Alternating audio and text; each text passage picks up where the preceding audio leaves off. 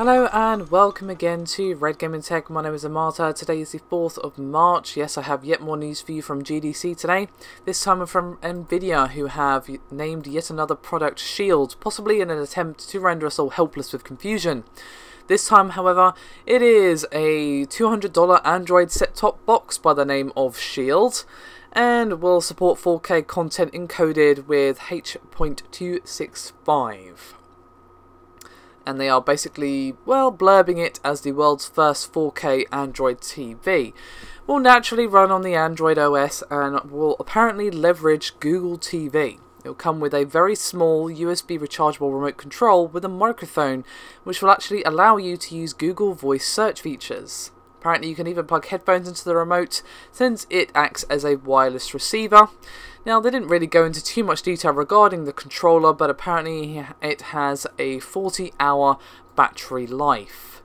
Now, the Shield itself only has 16 gigs internal storage, as it is intended for streaming, which kind of might be a downer for a lot of you, but it has a micro SD expansion port, as well as two USB 3 ports for external hard drives, and it can also stream local content from Nvidia PCs at 1080p 60 FPS. So, say for example you fancy gaming on your big TV, but you don't want to obviously move your PC, then well, you can stream. Now, the company actually called the Shield a, quote, revolutionary TV, game console and supercomputer, and basically has Tegra X1 inside. Now, they went on to discuss this with its new business model, which basically is, rather than buying a new GPU from them every few years, you can just buy one Shield, and can later stream games from their own servers, which are apparently always equipped with the biggest and best tech, which of course, you know, is most likely true. And you can access games from Google Play, including a dedicated Shield storefront for controller-friendly games. Nvidia boasted Android versions of Talos Principle, Metal Gear Solid Revengeance, Crysis 3, Limbo, Doom BFG Edition, and Borderlands the pre-sequel, and they had said that there'll be 50 Android native games available for purchase when the Shield launches. Now, in addition to games being ported to the system, Nvidia has upgraded their streaming service. Grid Plus will be offering 1080p 60 FPS streaming from cloud servers with latency of 150 milliseconds. Previously, Grid was actually limited to 720 at 30. Now, you can also choose whether to purchase a basic or premium subscription to Grid Plus. The free one will let you purchase games a la carte, while the premium is basically a glorious all-you-can-eat buffet. What's rather interesting, and what may actually make some of you go, ooh, is that new releases such as, say, Batman Arkham Knight and The Witcher 3 will be available on the service when they release.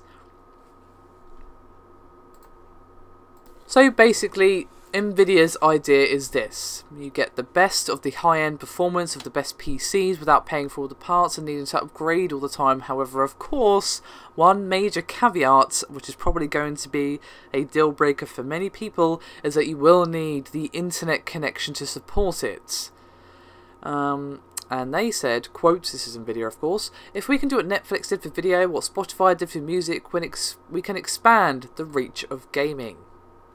So, rather interesting to say the least. And it's rather weird that we've got a PC parts manufacturer who are basically trying to, well, insist that you don't actually need a PC for gaming anymore. They'd rather you buy a Shield for $200 than buy a GPU every 4 years or 5 years or whatever. Which is really weird. I don't get it. I mean, a lot of people are probably going to be like, nah, this isn't really for me. You know, even if they do have the internet connection to support it, they'd rather just have a dedicated PC, because obviously a PC can do more than just game. Obviously, if it has all the high-powered specs, that's what it's mainly used for, but of course it can be used for pretty much anything you want. And of course, well, a lot of people, well, they like their PCs, they like having the best technology. And while this might be good for people who can't afford that, I think the internet connection problem is probably going to lessen the amount of people that can possibly buy this. Now, this might be popular for a lot of people who want to get into PC gaming but don't have the know-how, the money or the time to figure out the best build and then constantly update their GPU, RAM or whatever every 5 to 6 years, which is just a rough number out in the air. for you. Getting nitpicky. Yeah, I don't know. Seems weird for them to do this. Basically, they're trying to do a PC console. It's kind of what it sounds like, but with streaming instead. So, yeah, I'm not really sure what to make of this, to be completely honest. It seems like an interesting idea. I just don't know how many people are going to go for it. It seems aimed at people who might not have the money for the best parts or whatever, which is cool. But it seems odd that they're like, yeah, you don't need a PC for PC gaming. And I'm like, but you're a PC parts manufacturer. Why would you want that? That's just weird. Anyway, that's me done for this video, and I'll see you next time.